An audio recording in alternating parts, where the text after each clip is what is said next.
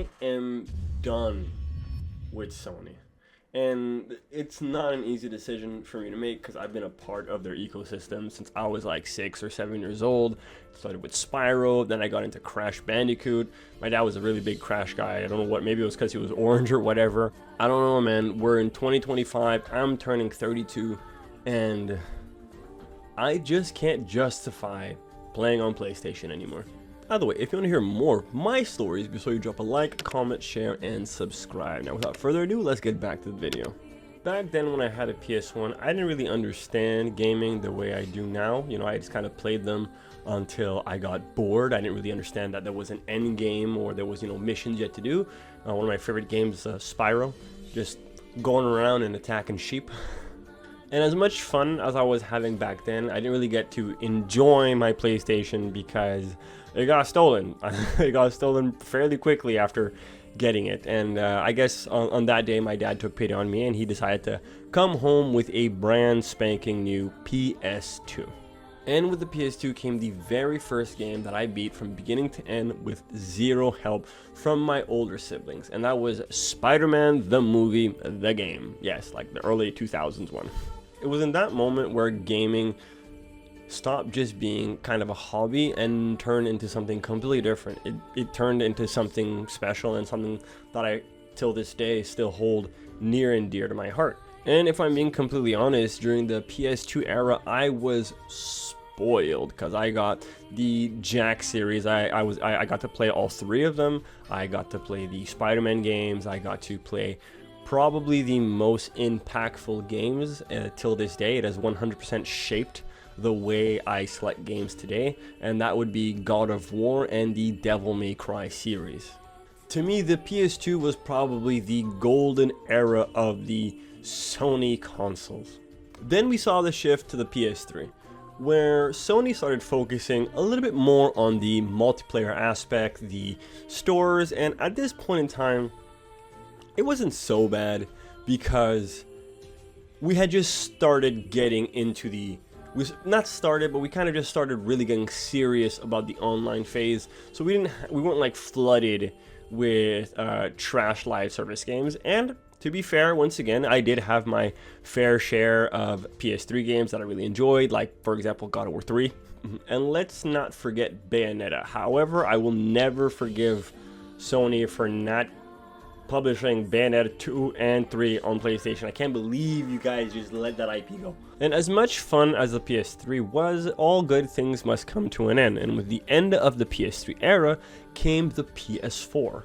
The PS4 was a transition period where we still got plenty of single player games, but if you wanted multiplayer or live service, you had an abundance of choice. It was also the period where we saw the rise of the movie game.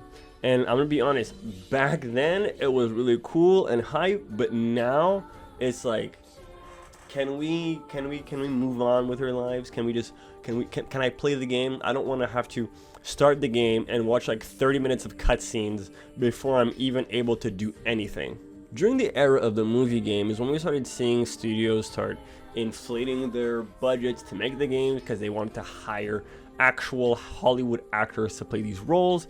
And on top of that came this whole obsession with realistic graphics. I remember playing God of War 2018 and being just amazed by the fact you could see Kratos' individual strands of hair. And like, is it cool? Yes. Is it gonna increase my enjoyment of the game? Not really, no. However, it wasn't all bad because this was the era where I discovered From Software and played Bloodborne for the very first time. So many hours of my life just gone to Sekiro and Bloodborne. So many. And now we're here near the end of the PS5 console generation. And wow, I only have one way to describe this generation. A generational waste. For those of you who do not know, Fortnite actually started on the PS4 as a co-op game. Eventually the Battle Royale mode came out and it became a huge hit. Sony saw the literal billion-dollar pie and said, I want a slice of that. And with it came the age of live service and DEI games. Sony America ended up investing an obscene amount of money in live service games such as Concord, estimated to be $200 to $400 million, They're still working on Marathon, Spider-Man 2, which is basically just a DI game, which costs about $400 million to make, but can be completed in 15. And if you don't believe me, I got the receipts to prove it. And I used to show up for Sony because of their amazing lineup of exclusive. But as time went on, the exclusives became less and less exclusive. Buy today on PS5 or wait 6 to 12 months and you can buy it on PC. Eventually, exclusivity PS5 games just meant PS5 is for those who are impatient. Sony just seems like it isn't really worth it anymore. But I mean, it can't all be bad, right? Because you have the Sony premium service where you can play PS1, PS2, and PS3 games. You have the whole catalog, correct? Well, not exactly.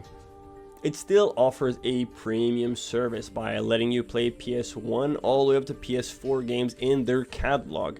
You can just go in and play these games at the low cost of only $225 per year. Oh, and let's not forget, you also get free games every month. Sounds like a steal, right?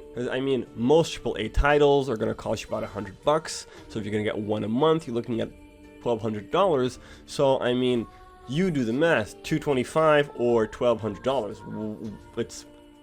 It's fairly easy numbers to come, right? Except for the fact that the same PS5 games will sometimes reappear on your monthly free games. Also, if you grab a game and download it, you could actually lose access to it at any time, because without any warning, Sony can just pull the game from the Sony PS Plus library. And if you have it in your library, well, guess what? You just get a nice little lock icon telling you you no longer have access to the game. You're paying for a service, you get the game that you want, and then just lose access to them. This is basically how Netflix has shows for a while and then removes them. And let's not forget that at the beginning of 2025, they even put the Suicide Squad, a game that was actively being abandoned by the devs, as a free game. Sony Premium Service isn't a place to buy games. It's essentially the Netflix of gaming. Don't buy the game, subscribe to my service, play what I tell you to play and when I tell you to play it. And if you no longer have access to it, well, that's simply too bad. And if that wasn't bad enough, some of the games available aren't even complete. Take Asura's Wrath, for example. The true ending of the game is locked behind a DLC, which is an insane move by Capcom. Never again, please. Now, you can no longer buy Asura's Wrath. If you want to buy it, you'll have to find a physical copy on eBay and play it on the PS3. But the PS3 online store no longer sells the DLC. So if you can't even buy the DLC if you have a physical copy and you haven't gotten the game. So you would assume that on the PlayStation Premium service that you're paying $225, the game would come with the DLC, with the true ending. It doesn't. So you could play the game and you're essentially locked out of the true ending because they never bothered to port the DLC to their streaming service. Oh, did I forget to mention, most of the game catalog that you have can't actually be downloaded onto your console. Most of them are streamed onto your console. You see the Netflix reference I'm making over here? Oh, if you're traveling or have poor internet connection, you've essentially lost access to your service. And I mean, even Netflix gives you a download option if you know you're going to be traveling. Why can't I do that with Sony games? I mean, a PS1 game is probably smaller than 2 gigabytes. But I would say the worst thing about Sony as a whole is the fact that there is no refund option. If you buy a jank-ass game like Cyberpunk 27, and the worst thing about Sony as a whole is the fact that there are no refund options. If you buy a jank-ass game like Cyberpunk 2077, when it came out, it was fixed. You're simply stuck with it. No ifs, ands, or buts. So where do we go from here? Well, as I mentioned, PC. And believe it or not, it was actually thanks to Godfall that I ended up jumping into the PC scene. The game looked amazing and I was ready to buy a PS5 just to play. But there was a PS5 shortage at the time, so I ended up upgrading my PC, download the Epic Game Store, and guess what? It was another overpriced, incomplete, AAA piece of garbage. I still put 100 hours in though. But I did it because I wanted to believe in the game. I did it because I wanted to believe in Sony. I hadn't been disappointed by Sony that much up until this point, but Godfall was probably my first real slap to the face. At this point in time, I felt lost, everything was too expensive, and nothing was worth playing. And then, it happened. Devil May Cry 5 was announced on PS4, PS5, and on PC. And your boy only had a PS4 back then. Not to mention, Turbo Mode, which has been a staple of the franchise, was only available on the PS5. Or so you think. Because with PC gaming comes PC modding. Essentially, this is when video games started cooking me. I got into the modding scene. I started looking up games with the specific intention of being able to mod. My gaming console started collecting dust. But at this point, Sony still had me by the heartstrings. You know, they had been around since I was 6 years old, and nothing really felt as good as a PlayStation controller in my hands. And that's when the second big event happened to me. The Steam Summer Sale. Games that had been out for over a year were still being sold at full price on the PlayStation Store. And on Steam, you could get that exact game for 50, 60, 70, even sometimes up to 90% off. Games that I've always wanted to play but could just never justify paying full price. I mean, Attack on Titan 2 on PS4 is still full price. It's a PS4 game. Despite all that, Sony still had a spot in my heart. But the final nail in the coffin came at the last Sony State of Play, where they unveiled BlazBlue Entropy Effect. For those of you not in the know, BlazBlue Entropy Effect is a roguelike side-scroller action game that comes out in February of 2026 at $33.49, which sounds great, except for the fact that it's been out since 2024 on Steam, and they're selling it full price 2 years after it's been released on Steam. Are you kidding me? And right now on Steam, it is being sold at $25.99. This has to be a joke. Sony thinks its player base is stupid. How could you sell a game that has been out for 2 years at a higher price point than what it actually is at right now? Disgusting behavior. Sony is literally selling a 2-year-old game at full price.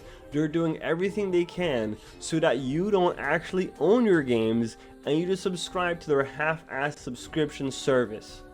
And that, my friends, is why I'm done with Sony.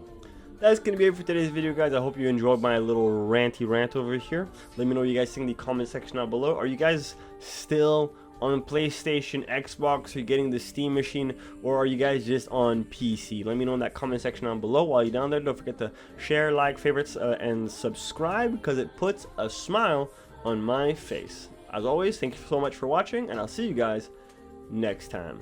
Peace.